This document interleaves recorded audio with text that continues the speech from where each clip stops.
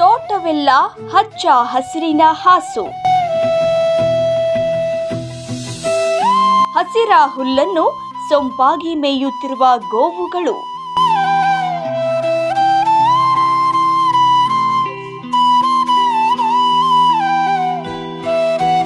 ನಳನಳಿಸಿ ಸಿಂಗರಿಸಿರುವ ಅಡಿಕೆ ಹೊಂಬಾಳೆ.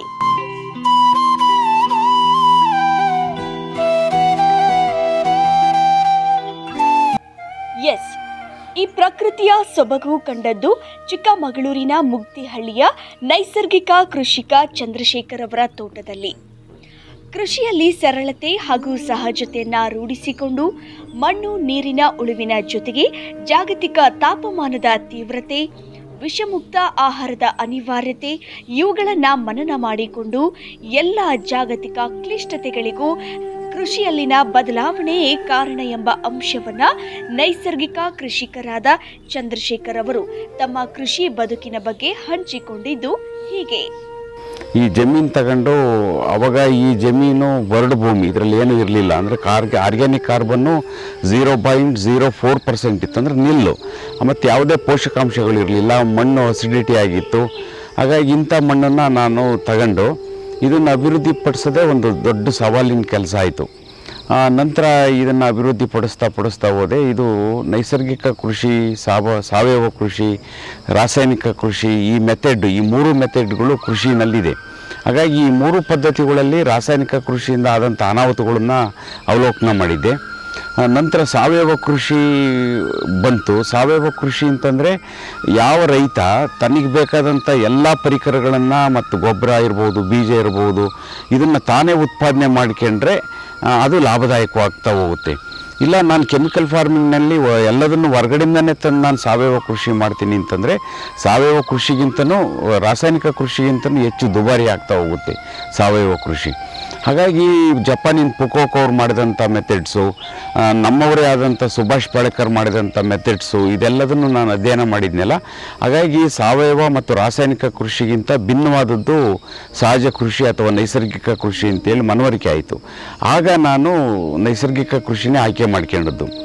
ಇಲ್ಲಿ ಜೀವಾಣುಗಳೇ ಇಲ್ಲ. ಅಂದರೆ ನೈಸರ್ಗಿಕ ಕೃಷಿನಲ್ಲಿ ಮುಖ್ಯವಾದ ಮೆಥಡ್ಸ್ ಏನು ಅಂತಂದರೆ, ಒಂದು ಭೂಮಿನಲ್ಲಿ ಜೀವಾಣುಗಳು ಇರಬೇಕು.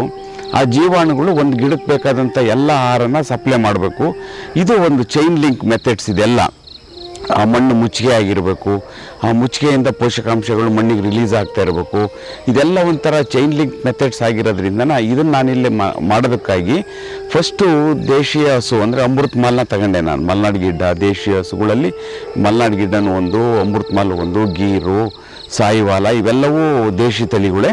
ಹಾಗಾಗಿ ನಾನು ಅಮೃತ್ ಮಾಲ್ನ ನಮ್ಮ ಊರಿಂದನೇ ತಗೊಂಬಂದು ಅದನ್ನು ಇಲ್ಲಿ ಸಾಕ್ತಾ ಅದು ಕೊಡೋಂಥ ಸಗಣಿ ಮತ್ತು ಗಂಜಲದಿಂದ ಜೀವಾಮೃತನ ತಯಾರು ಮಾಡ್ತಾ ಹೋದೆ. ಜೀವಾಮೃತ ಮಾಡಿ 1 ಎಕರೆಗೆ 200 ಲೀಟ್ರನ್ನ ಪ್ರತಿ 15 ದಿನಕ್ಕೊಂದ್ಸರಿ ರಿಫಿಲ್ ಮಾಡ್ತಾ ಹೋದೆ. ಆ ರಿಫಿಲ್ ಮಾಡಿದಾಗ ಮಣ್ಣು ಚೇತನ ಪಡಿತಾ ಹೋಯಿತು. ಅಲ್ಲಿ ಡೈವರ್ಸಿಟಿ ಕ್ರಿಯೇಟ್ ಆಯಿತು. ಆ ಡೈವರ್ಸಿಟಿ ಕ್ರಿಯೇಟ್ ಆದಮೇಲೆ ಉಳಿದಂಥ ಯಾವುದೇ ಕೆಲಸನೂ ನಾವು ಮಾಡೋಂಥ ಅವಶ್ಯಕತೆ ಇಲ್ಲ ಅಂತ ನನಗೆ ಪ್ರಾಕ್ಟಿಕಲ್ಲಾಗಿ ಗೊತ್ತಾಗ್ತಾ ಹೋಯಿತು. ಹಾಗಾಗಿ ಥಿಯರಿ ಓದಿದ್ನಲ್ಲ, ಆ ಥಿಯರಿ ಓದಿದ್ದು ಅದಕ್ಕೆ ಅನುಕೂಲ ಆಗ್ತಾ ಹೋಯಿತು. ಇಷ್ಟು ಕ್ರಿಯೆಗಳಿಂದ ನಮ್ಮ ತೋಟದ ಮಣ್ಣು ಬದಲಾವಣೆ ಹಂತಕ್ಕೆ ಬಂತು. ಅದು ಬದಲಾವಣೆ ಯಾವ ಹಂತಕ್ಕೆ ಬಂತು ಅಂತಂದರೆ, ಪ್ರಾರಂಭದಲ್ಲಿ ನಮಗೆ ಆರ್ಗ್ಯಾನಿಕ್ ಕಾರ್ಬನ್ನು ಅಷ್ಟು ಪ್ರಮಾಣದಲ್ಲಿ ಇದ್ದಂಥ ಆರ್ಗ್ಯಾನಿಕ್ ಕಾರ್ಬನ್ನು ದಿನೇ 2 ವರ್ಷಕ್ಕೊಂದ್ಸರಿ 3 ವರ್ಷಕ್ಕೊಂದ್ಸರಿ ನಾನು ಮಣ್ಣು ಪರೀಕ್ಷೆ ಮಾಡಿಸ್ತಾ ಹೋದಾಗ 1.4% ಆಯಿತು, 1.37ಗೆ ಹೋಯಿತು. ಆಮೇಲೆ 2020 ವೇಳೆಗೆ 2.47ಗೆ ಹೋಯಿತು. ಇನ್ನು ಆರ್ಗ್ಯಾನಿಕ್ ಕಾರ್ಬನ್ನನ್ನು ವೃದ್ಧಿ ಮಾಡಬೇಕು ಅಂತಂದರೆ ಕೆಮಿಕಲ್ ಫಾರ್ಮಿಂಗಲ್ಲೇ ಮತ್ತು ಸಾವಯವ ಕೃಷಿನಲ್ಲಿ ಸಾಧ್ಯತೆಯೇ ಇಲ್ಲ. ಅದು ನ್ಯಾಚುರಲ್ ಫಾರ್ಮಿಂಗ್ನಲ್ಲೇ ಆ ಸಾವಯವ ಇಂಗಾಲ ಡೆವಲಪ್ ಆಗಬೇಕಾಗಿರೋದು.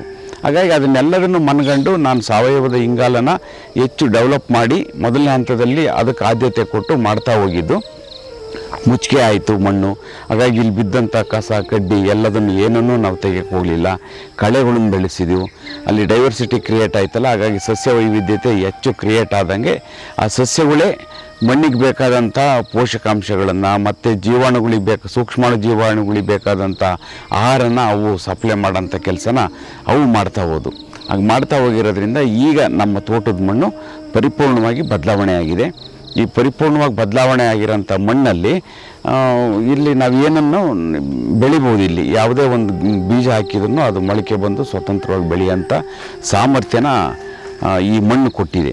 ಹಾಗಾಗಿ ಈಗ ನಾನು ಸಾವಯವ ಕೃಷಿ ಬಿಟ್ಟು ರಾಸಾಯನಿಕ ಕೃಷಿ ಬಿಟ್ಟು ನೈಸರ್ಗಿಕ ಕೃಷಿಗೆ ಆಯ್ಕೆ ಮಾಡ್ಕೊಂಡಾಗ ಇಲ್ಲಿ ಡೈವರ್ಸಿಟಿ ಇಂಪಾರ್ಟೆಂಟ್ ಅಲ್ಲ.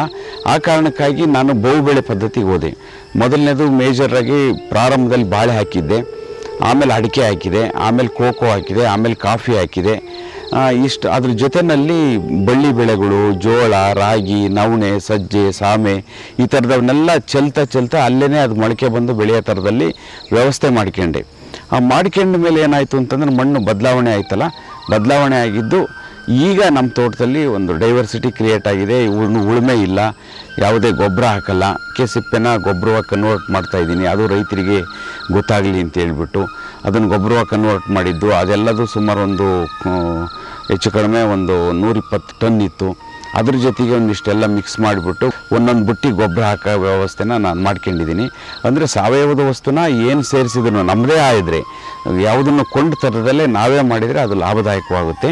ಆ ಕಾರಣಕ್ಕಾಗಿ ನೈಸರ್ಗಿಕ ಕೃಷಿ ಅಂದ ತಕ್ಷಣ ಏನು ಗೊಬ್ಬರನೇ ಹಾಕಬಾರ್ದು ಅಂತೇನಿಲ್ಲ. ಗೊಬ್ಬರ ನಮ್ಮದೇ ಇದ್ದರೆ ಹಾಕ್ಬೋದು, ನಮ್ಮದಿಲ್ಲ ಅಂತಂದರೆ ಕೊಂಡು ತಂದು ಹಾಕೋಂಥ ಅವಶ್ಯಕತೆ ಇಲ್ಲ. ಇದು ಸಾವಯವ ಕೃಷಿಯ ಮತ್ತು ರಾಸಾಯನಿಕ ಕೃಷಿಯಿಂದ ಆದಂಥ ಅನಾಹುತಗಳನ್ನು ತಪ್ಪಿಸೋದಕ್ಕೆ ನೈಸರ್ಗಿಕ ಕೃಷಿ ಬಹಳ ಮಹತ್ವವಾದದ್ದು. ಮತ್ತು ಇಡೀ ಪ್ರಕೃತಿ ಸಮತೋಲನವಾಗಿ ಉಳಿಬೇಕು ಅಂತಂದರೆ ಅನಿವಾರ್ಯವಾಗಿ ನಾವು ನೈಸರ್ಗಿಕ ಕೃಷಿಗೆ ಹೋಗಲೇಬೇಕಾಗಿದೆ. ಇವತ್ತು ಗ್ಲೋಬಲ್ ವಾರ್ಮಿಂಗ್ ಆಗಿದೆ. ಈ ಗ್ಲೋಬಲ್ ವಾರ್ಮಿಂಗ್ ಆಗಿದ್ದು ಯಾವುದ್ರ ಕಾರಣಕ್ಕಾಗಿ ಅಂತೇಳಿ ಹುಡುಕ್ತಾ ಹೋದಾಗ ಇವತ್ತು ಇಂಡಸ್ಟ್ರಿಯಲ್ ವ್ಯವಸ್ಥೆಯಲ್ಲಿ ನಮಗೊಂದು 30% ಡ್ಯಾಮೇಜ್ ಆಗಿದೆ. ವಾಹನಗಳು ಓಡಾಟದಿಂದ ಒಂದು 20% ಆಗಿದೆ. ಅಲ್ಲಿ ಟೋಟಲ್ 50% ಅವರಿಂದ ಆದರೆ ಇನ್ನು ಟೋಟಲ್ 50% ಕೃಷಿ ಮತ್ತು ಕೃಷಿ ಸಂಬಂಧಿತ ವಲಯದಿಂದ 50% ಡ್ಯಾಮೇಜಸ್ಸು ಈ ಪ್ರಕೃತಿಗಾಗಿದೆ. ಹಾಗಾಗಿ ಅದನ್ನು ತಪ್ಪಿಸ್ಬೇಕು ಅಂತಂದರೆ ನೈಸರ್ಗಿಕ ಕೃಷಿನೇ ಬಹಳ ಮಹತ್ವದ.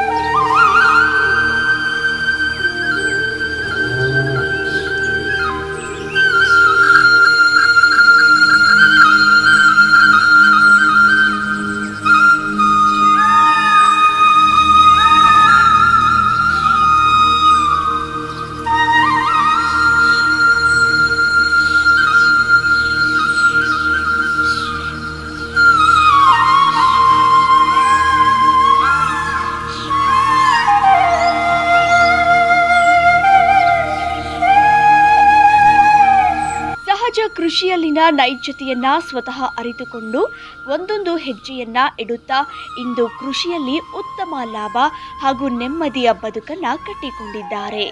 ಒಟ್ಟಾರೆಯಾಗಿ ಭವಿಷ್ಯದಲ್ಲಿ ನೈಸರ್ಗಿಕ ಕೃಷಿಯ ಮಹತ್ವ ಹಾಗೂ ಅನಿವಾರ್ಯತೆಯ ತೀವ್ರತೆಯನ್ನ ಅರಿತು ನಮ್ಮ ದೇಶಿ ಕೃಷಿಕರು ಆಧುನಿಕ ಕೃಷಿ ಹೆಸರಿನ ಭ್ರಮೆಯನ್ನ ಬಿಟ್ಟು ನೈಸರ್ಗಿಕ ಕೃಷಿಗೆ ಮರಳಿರುವ ಚಂದ್ರಶೇಖರ್ ಅವರ ಯಶೋಗಾಥೆ ಯುವ ಕೃಷಿಕರಿಗೆ ಪಾಠವೇ ಸರಿ.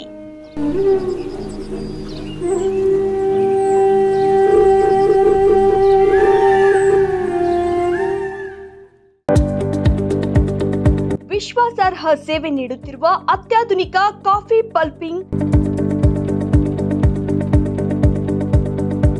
ದಂಬದಹಳ್ಳಿ ಹಾಗೂ ಸುತ್ತಮುತ್ತಲಿನ ಕಾಫಿ ಬೆಳೆಗಾರರಿಗೆ ಅನುಕೂಲವಾಗುವಂತೆ ನೂತನವಾಗಿ ಆರಂಭಿಸಿದ್ದು ಡಿಜಿಟಲ್ ತೂಕ ಮಾಪನ, ವಿಶಾಲವಾದ ಪಾರ್ಕಿಂಗ್ ಸೌಲಭ್ಯ ಹಾಗೂ ಉತ್ತಮ ಪಲ್ಪಿಂಗ್ ಮೆಷಿನ್ ಇದಾಗಿದ್ದು ಗುಣಮಟ್ಟದ ಕಾಫಿ ಪಲ್ಪಿಂಗ್ ಆಗಿ ಭೇಟಿ ಕೊಡಿ.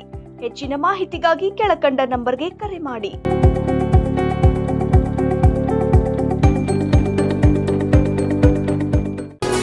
ಸುದ್ದಿ 18 ಸದಾ ನಿಮ್ಮೊಂದಿಗೆ.